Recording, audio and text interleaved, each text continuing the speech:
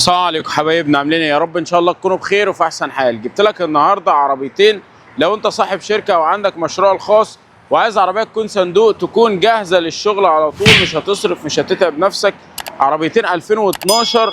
العربيتين ما شاء الله ال6 متر صندوق كامل، الصندوق الكبير، حاجه محترمه جدا. عربيتين فابريكا بالكامل، الاثنين اللون الابيض، ما شاء الله حالتهم فوق الممتازه. خلينا نتفرج عليهم مع بعض عشان ما اطولش عليك الفيديو. والعربيتين دول كمان متاح عليهم التقسيط. اقول لك على سعرهم الاول. العربيتين الواحده فيهم مطلوب فيها 1,300,000.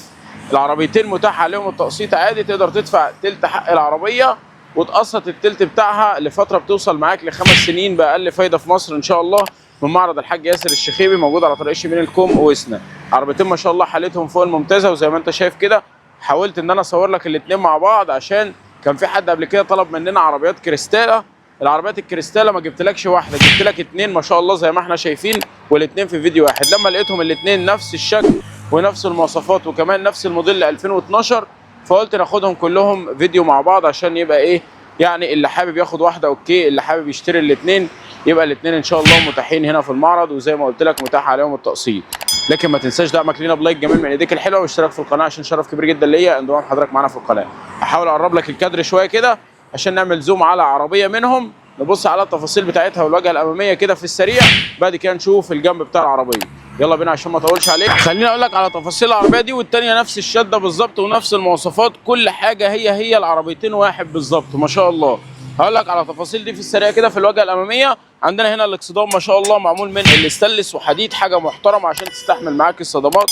وكمان هنا مطلي من الاستانلس عشان خاطر الصدى والميه والكلام ده كله، فدي حاجه كويسه ما شاء الله. عندك طبعا فوانيس هنا على سكرين عشان خاطر الخرابيش والحاجات دي ما شاء الله. عندنا صدر العربيه حاجه ممتازه جدا، والشبكه هنا او الشنب زي ما انت بتسميه ما شاء الله. وباقي التفاصيل بتاعت العربيه كريستاله، التفاصيل بتاعتها معروفه، مش حابب ان انا اضيع عليك الوقت. عندنا كمان هنا الاكسدام فيه الفانوس الشبوره، فدي حاجه كويسه جدا.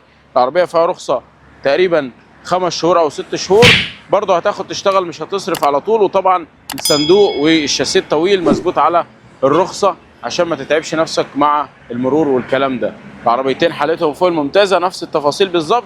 تعال نشوف كده جنب العربيه مع بعض في السريع ونشوف التفاصيل اللي موجوده فيها. يلا بينا. طبعا بالنسبه للصندوق هنا في جنب العربيه مش محتاجين ان احنا نتكلم عليه، لان طبعا بيكون معروف وتركب فيه طقم انوار وحاجات كده محترمه. لكن اللي يهمنا هنا هو الكاوتش في جنب العربيه، وكمان الاكسسوارات او المواصفات الزياده اللي راكبه في العربيه. عندك ثلاجه هنا ما شاء الله من الاستانلس، حاجه محترمه جدا ما شاء الله. وعندك طبعا الكاوتش حالته فوق الممتازه، النقشه بتاعته جديده قوي، وكمان الانتاج بتاعه جديد، يعني تقريبا ممكن نقول 90% مثلا او حاجه. وراكب عليه كمان طقم نيكل زي ما احنا شايفين. وبالنسبه لورا هنا نفس النقشات بالظبط جوه وبره، حتى الاثنين الناحيه الثانيه نفس الكلام. بس احنا برضه هنشوف الجنب الثاني عشان خاطر فيه صندوق من الاستانلس وفيه شويه حاجات كده هنتكلم عليها.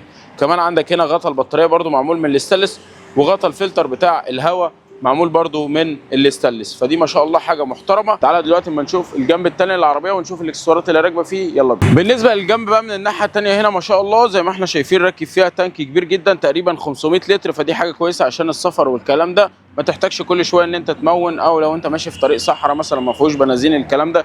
عندنا في مصر هنا ما شاء الله بقت البنزين كتير، ولكن برضو ده بيبقى في الامان معاك بدل ما تقعد تقف كل شويه. عندنا كمان هنا الرفارف معموله من الاستانلس، والرفارف الدوران الجديده، فحاجه شكلها محترمه جدا. وزي ما قلت لك الكاوتش كله نقشه واحده، فدي حاجه كويسه.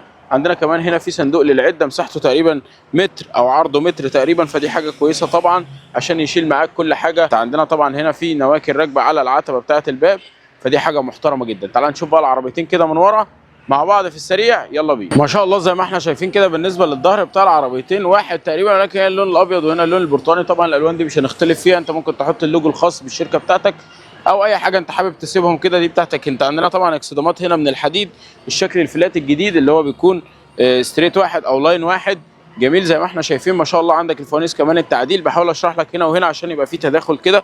عندك الفوانيس الجديده، وفي كمان هنا المكان الركات بتاعت النمر، ولكن العربيه الثانيه تقريبا اعتقد ان فيها فوانيس اضافيه موجوده تحت النمر، فدي حاجه برضو من الحاجات الممتازه قوي زي ما احنا شايفين. ده بالنسبه لظهر العربيتين. وفي طبعا هنا مكان كمان للخزان اللي هو بتاع الميه، تقدر تركبه في العربيه دي. وفي العربيه الثانيه اعتقد برضو موجود، تعالى ما نبص عليه كده مع بعض.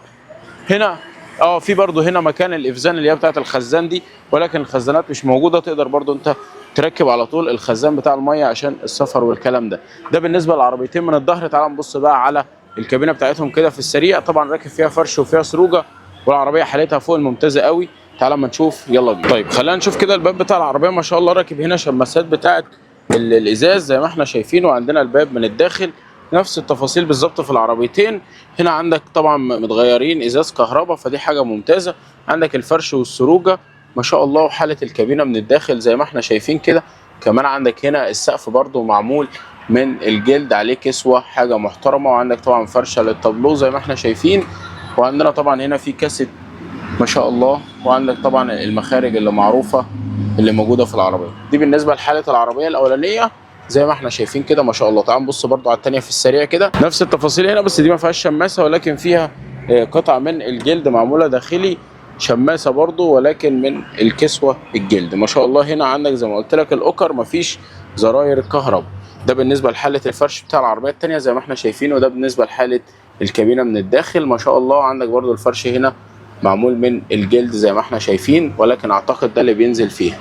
كمان الفرش هنا بتاع التابلو زي ما احنا شايفين كده ما شاء الله. عندنا برضو هنا دي الكاسيت، وعندك المخارج التقليديه اللي موجوده في العربيه. طبعا ما شاء الله اتكلمنا على العربيتين بالكامل وشرحنا كل التفاصيل اللي موجوده فيهم. وزي ما قلت لك ان العربيتين كل واحده فيهم مطلوب فيها 1,300,000، وبرضو تقدر ان انت تقسطهم من خلال المعرض مباشر، ولا بنوك ولا وجع دماغ. والعربيتين حالتهم فابريكا كلهم ما شاء الله، حاله فوق الممتازه. لو انت صاحب شركه، صاحب محل، حابب عربيه تكون موجوده معاك، تجيب لك الطلبات بتاعتك، تجيب لك الشغل بتاعك مثلا من سفر ولا حاجه، بدل ما تاجر عربيه، لو العربيه مناسبه معاك تواصل معايا وان شاء الله نحاول نظبط لك السعر كمان شويه. كده كنت هنا من الحلقه بتاعت النهارده. ما تنساش دعمك لينا بلايك جميل من ايديك الحلوه، واشتراك في القناه لو انت مش مشترك معانا، عشان شرف كبير جدا ليا ان هو حضرتك معانا في القناه. كمان لو في اي عربيه معينه محتاجها تقدر تتواصل معانا، وان شاء الله نحاول نوفرها لك في اقرب فرصه ممكنه. السلام عليكم.